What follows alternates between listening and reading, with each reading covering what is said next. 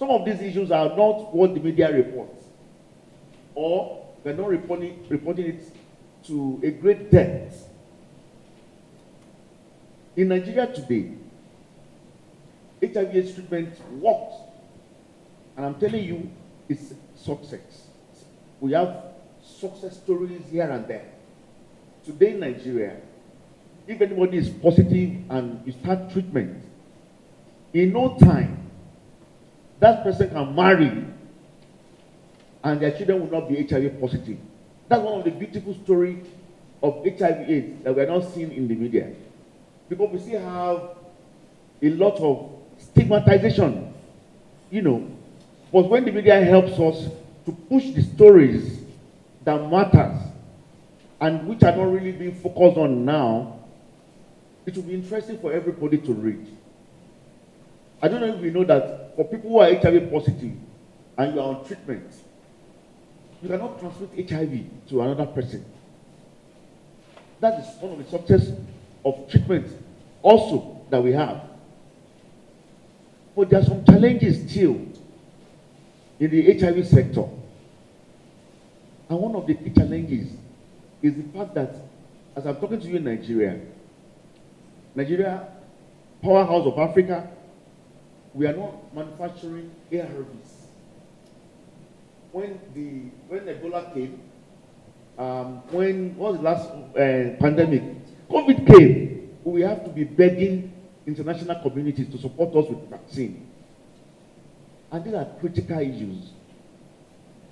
Another came when the US decided that it's done enough and is no longer funding HIV. We knew what happened. Which means that we need to look at what is our government doing. They are trying, they are doing a lot. But what more can our government do to support the intervention? How do we look inward to raise resources locally for HIV/AIDS and TB intervention?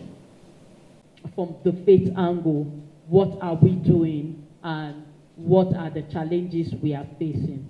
Quite fine for faith communities, because we cannot take the role of faith communities away from not just work around HIV, malaria, or tuberculosis, but around every individual in a country. There's no way you can rule out the role of faith away from it, because as we're sitting in this room, every one of us belongs to one faith congregation or the other.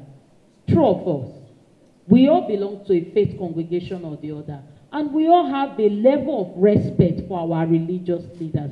And that's why we know that the role of religious leaders, we cannot overemphasize it. This is why we are here, is actually to highlight some of the areas that we believe that the media can amplify. The media is a very important tool. Firstly, it's a good starting point for the media to also to focus on the gains and what have been the success stories over the years since intervention started.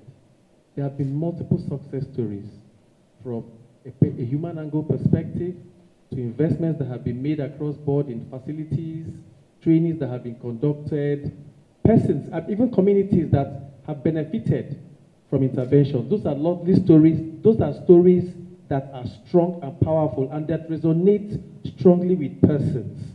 Another area to look at is keeping abreast of topical issues.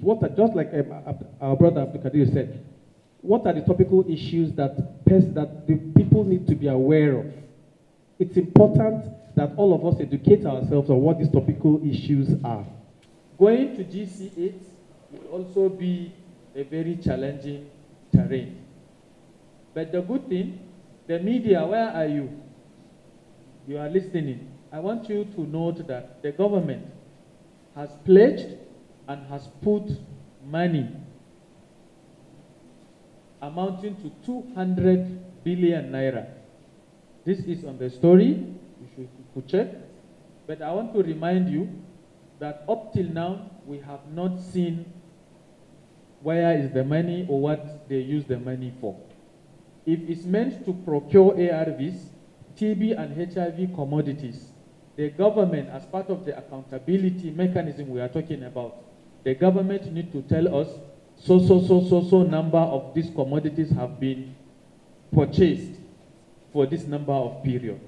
So these are some of the questions and the stories we want the media to be paying attention to and to be asking to ensure that the government, as part of their action in addressing the disruption, which was very good.